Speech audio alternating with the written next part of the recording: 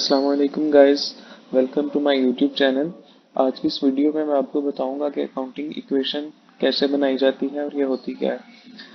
Actually guys मुझे कुछ मेरे दोस्त मेरे जूनियर बता रहे थे कि लॉकडाउन है, कॉलेज वगैरह बंद है, तो उन्हें अकाउंटिंग में काफ़ी ज़्यादा दुश्वारियाँ या मुश्किलात पेश आ रही थी। तो मैंने सोचा कि मैं अपने इस यूट्यूब चैनल के ज़रिए इंशाल्लाह मैं इस चैनल पर financial accounting part one, financial accounting part two और कॉस्ट अकाउंटिंग पार्ट वन और कॉस्ट अकाउंटिंग टू के जो मेन मेन चैप्टर्स हैं, इंशाल्लाह उनको जो है उनके लेक्चर्स वगैरह बताकर मैं अपने इस चैनल पर अपलोड किया करूँगा। और मैं इंशाल्लाह कोशिश करूँगा कि मैं बहुत ही इजी वे में समझाऊँ और ज़रा बेसिक लेवल पर इंशाल्लाह मैं आपको समझाऊँगा। तो स्टार्ट करते हैं अकाउंटिंग इक्वेशन से। Accounting equation is assets is equal liabilities plus owners equity। Equation मतलब बराबरी या मसावत, यानी कि एसेट्स और लाइबिलिटीज और ओनर्स इक्विटी के दरमियान मसावत या बराबरी। एसेट्स जैसा कि आपको पता है हमारी बिल्डिंग, लैंड या bank account, cash etcetera. Liabilities होते हैं हमारे वाजबात, जो कि हमने किसी के रकम अदा करनी है, वो हमारी लाइबिलिटी होती है। और ऑनर्स इक्विटी यानी कि जो बिजनेस के मालिक हैं वो जो पैसा अपने बिजनेस में इन्वेस्ट करते हैं वो ऑनर्स इक्विटी होती है। तो मेरे पास इसका एक क्वेश्चन है, वो सॉल्व करते हैं, इंशाल्लाह उससे आपके सारी प्रॉब्लम्स क्लियर हो जाएंगे। ये कुछ ट्रांजैक्शंस हैं, इन्हें हम सॉल्व करते हैं। तो ये इसका फॉर्मेट है जी अकाउंटिंग इक्वेशन का, assets is equal liabilities plus owners equity. तो पहली ट्रांजैक्शन देखते हैं। Salman started his business with cash ₹1 lakh. यानी कि जो सलमान साहब हैं इन्होंने अपना एक कारोबार स्टार्ट किया और उसमें इन्वेस्ट किया इन्होंने 1 लाख। तो कारोबार में कैश आया जी, तो हम यहाँ पे लिख लेते हैं, कैश का अकाउंट बना लेते हैं और ऑनर्स इक्विटी वाली साइड पे आ जाएगा कैपिटल। तो जो अमाउंट इन्होंने इन्वेस्ट की है जी वो लिख लेते हैं इनके नीचे, 1 लाख। नहीं जरा राइट थोड़ी बड़ी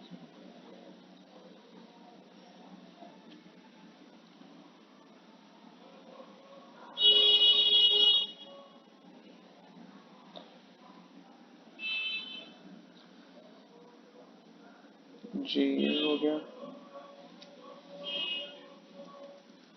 और कैपिटल में भी हमारे पास आ जाएगा 1 लाख।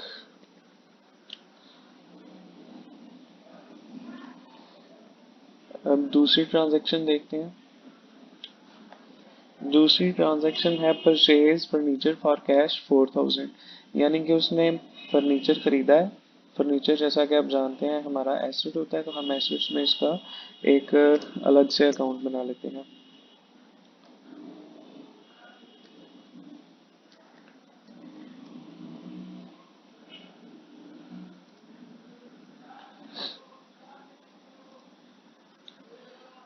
अच्छा जी, उसने कैश से खरीदा है फर्नीचर, तो हम यानी कि कैश से जब कोई चीज़ खरीदेंगे तो उसमें ज़ाहिर बात है कैश में कमी तो होगी। 4000 का उसने फर्नीचर खरीदा है, तो हम कैश में से 4000 जो है वो माइनस कर लेते हैं। अच्छा जी, अकाउंटिंग में जब भी कोई चीज़ माइनस करते हैं उसे ब्रैकेट्स में लिख लेते हैं ऐसे।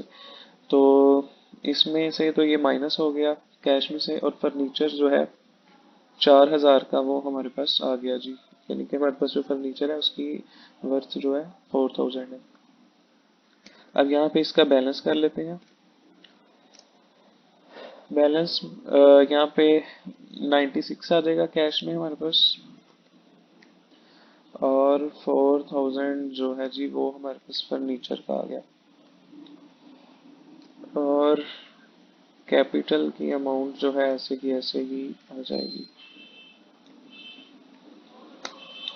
अब इसका बैलेंस देखें, ये 96 और 4000 1 लाख हो जाता है, और यहाँ पे भी 1 लाख है, यानी कि इन दोनों में अमाउंट जो है सेम है, इनकी मसावात है, बराबरी है। अब अगली ट्रांजेक्शन देखते हैं जी। अगली ट्रांजेक्शन है जी, परचेज गुड्स फॉर कैश 25,000, यानी कि उसने चीज़ें खरीदी हैं नकद 25,000 की। तो अब वो भी हमारा एसेट है गुड्स, तो उसका हम अलग से अकाउंट में डालेंगे। गुड्स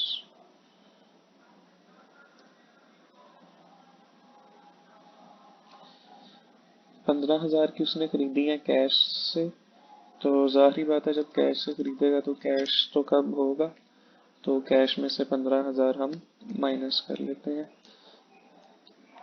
और उतनी ही गुड्स के अंदर हमारा इजाफा हुआ है, यानी कि 15,000 की हमारे पास गुड्स आ गई जी। और इसे लिख देंगे, यहाँ पे इसका बैलेंस कर लेते हैं। 96 में से 15,000 निकालेंगे तो हमारे पास आ जाएगा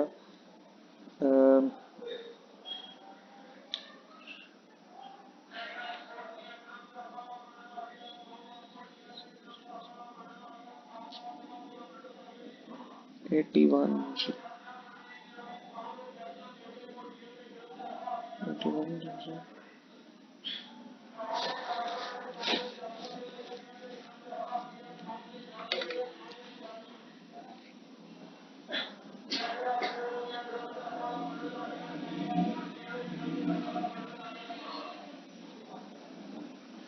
1000 माइनस 15 जी, ये 81,000 ही आता है, और फर्नीचर की अमाउंट ऐसे ही आ जाएगी, और अब हमारे पास जो गुड्स की अमाउंट है वो भी 15,000 ऐसे की ऐसे ही आ जाएगी,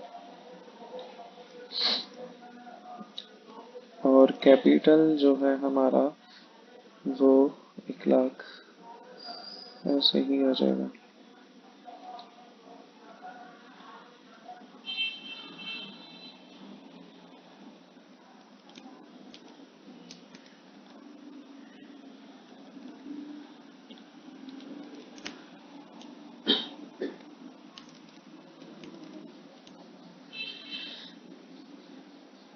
नहीं जी, अब अगली ट्रांजैक्शन देखते हैं।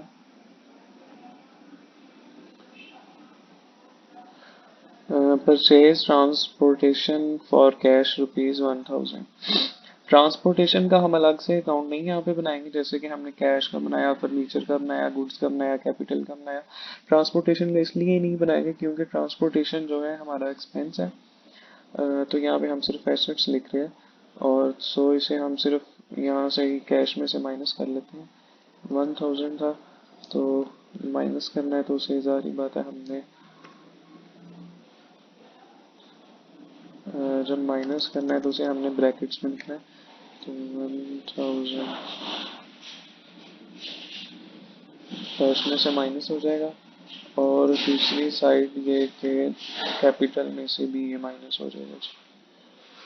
1,000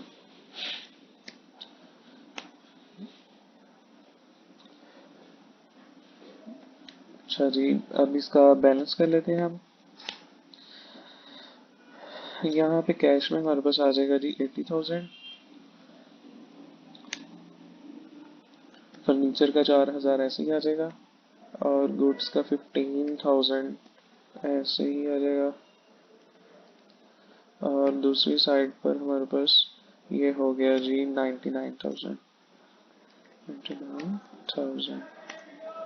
अगली ट्रांजेक्शन देखते हैं। अच्छा जी, क्या है, sold goods for cash ₹15,000 costing 15,000 and costing ₹11,000, यानी कि हमने कुछ चीजें बेची हैं 15,000 की, जिनकी कॉस्ट थी 11,000। मतलब ये कि हमने 11,000 की हमने खरीदी थी और बेची है हमने 15,000 की, यानी कि 4,000 हमारा प्रॉफिट हो गया। अब गुड्स हमारी 11,000 की कम हुई है, गुड्स में से हम 11,000 ही माइनस करेंगे, और कैश में हम 15,000 लिखेंगे। देखें जी कुछ इस तरह, कैश में आ गया 15,000 का इजाफा हुआ है। तो जो हमारी गुड्स हैं, ये जो हमारी गुड्स हैं इनमें जी इजाफा नहीं, इनमें कमी हुई है 11,000 की। यानी कि 11,000 रुपये की चीज़ें हमने जो थी वो 15,000 में सेल कर दी। अब दूसरी साइड जो 2,000, इसका जो डिफरेंस है 4,000 है। तो वो 4,000 जो है जी हमारा प्रॉफिट है वो यहाँ पे ऐड हो जाएगा।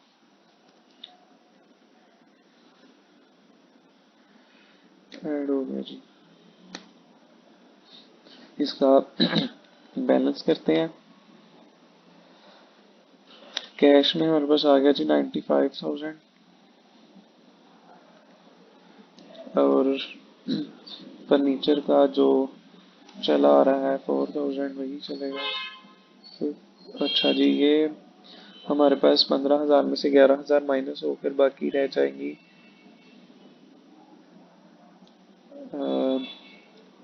से 11 बाकी रह जाएंगी 4,000 की।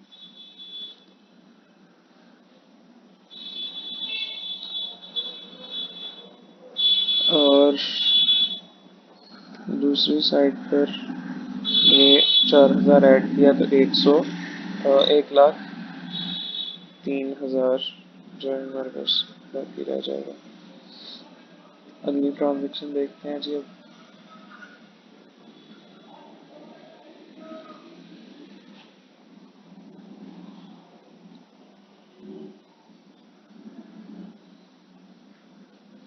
अच्छा जी, अच्छा जी, ये जो हमने गुड्स खरीदी थी ये 25,000 की थी। इसे मैं ज़रा 25,000 कर लूँ,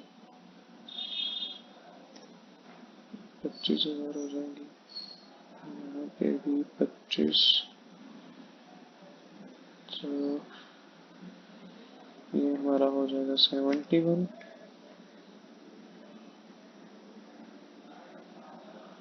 ये फिर हो जाएगा हमारा 70,000।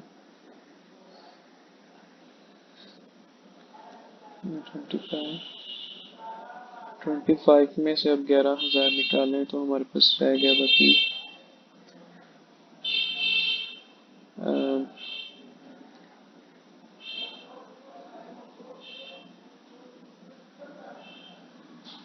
14,000 की चीज़ें हमारे पास जो है वो बाकी रह जाएगी। और ये जो है 7, और ये हो जाएगा 85,000 जी। अच्छा जी, अगली ट्रांजेक्शन थी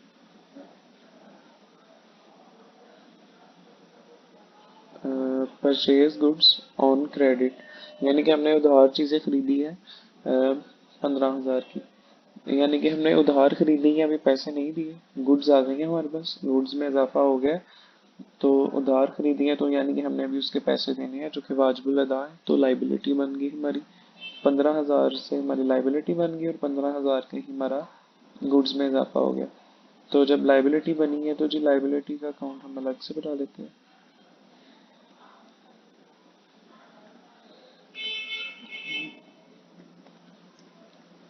लाइबिलिटीज,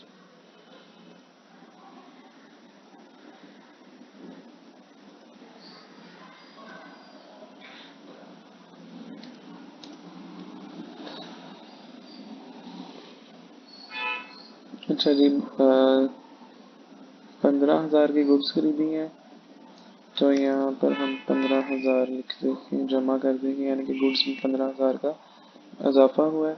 और दूसरी साइड पर यहाँ लाइबिलिटीज भी हमारी जो 15,000 की बढ़ गई हैं। यहाँ पे बैलेंस कर लेते हैं। 85,000 ऐसे ही आ जाएगा, 4,000 ऐसे ही आ जाएगा, और ये जमा करके गुड्स हो जाएंगे हमारे पास 29,000 की। 15,000 लाइबिलिटीज का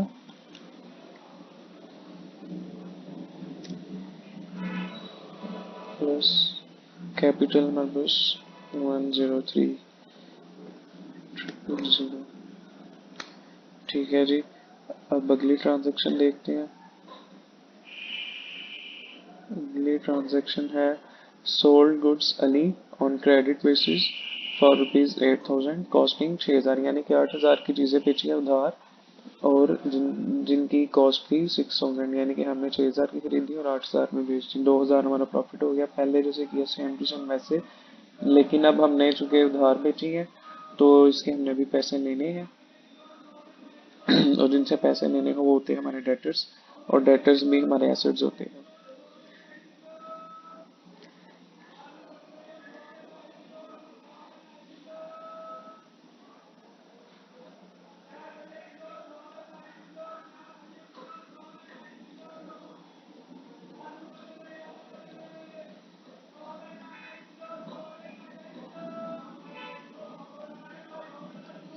तो यहाँ अब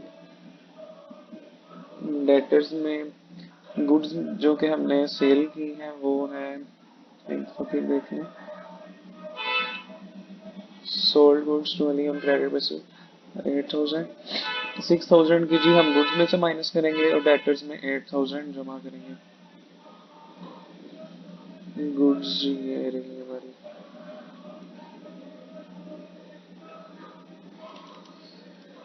6,000 यहाँ से कर लें माइनस, माइनस, और यहाँ पर साथ ही डेटर्स पे लिख ले आपकी जो अमाउंट है डेटर्स की, यानी कि 8,000, यानी कि 8,000 हमने उनसे लेना है।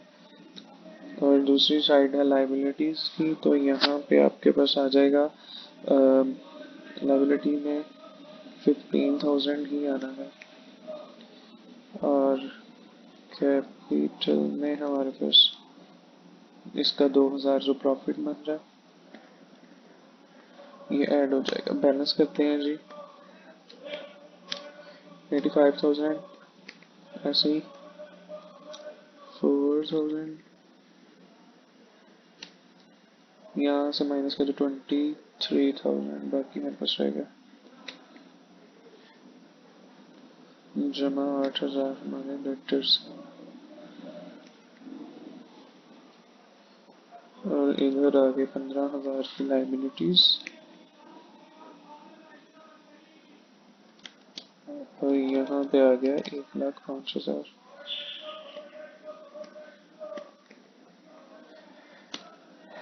नेक्स्ट ट्रांजेक्शन देखते हैं जी।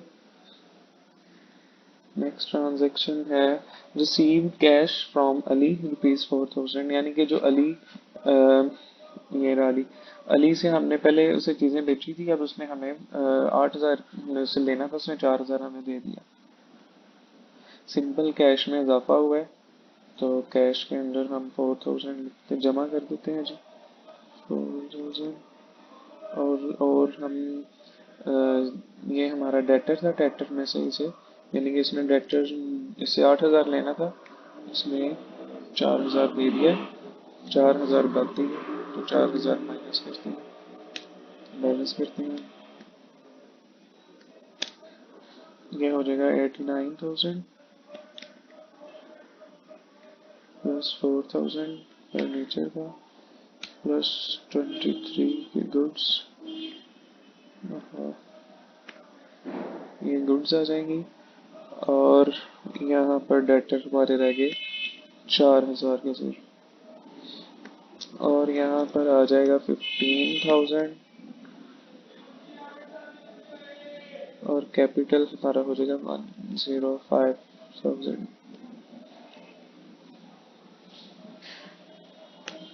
नेक्स्ट ट्रांजेक्शन देखते हैं।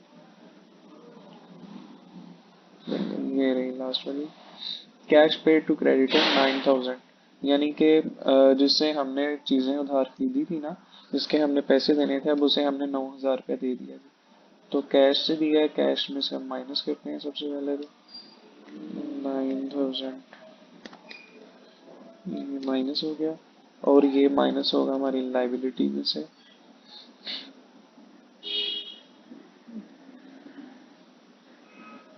9,000।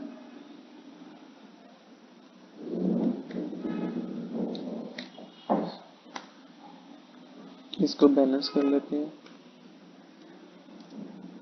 यहाँ पे आपके पास आ जाएगा 80,000 प्लस 4,000 प्लस 23,000 प्लस 4,000 प्लस 15 में से 9,000 हमने दे दिया, तो बाकी हमारे पास रहेगा 6,000।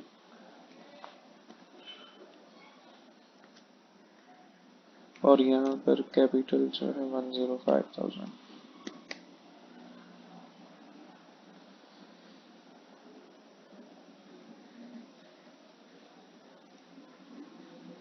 ले जी। अब आप देखें कि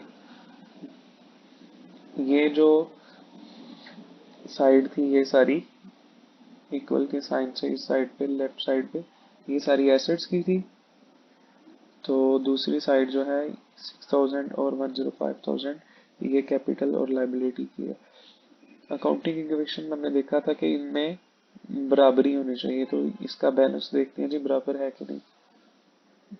80,000 प्लस 4,000 प्लस 4,000। हाँ जी, एसेट साइड है हमारी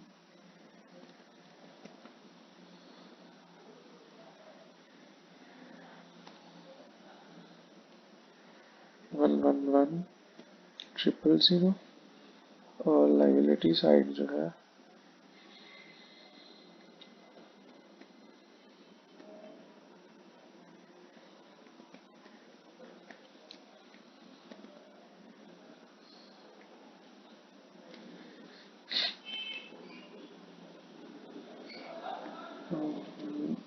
11।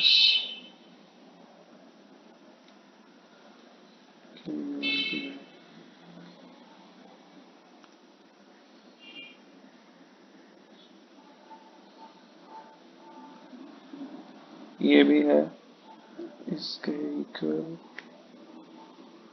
111,000।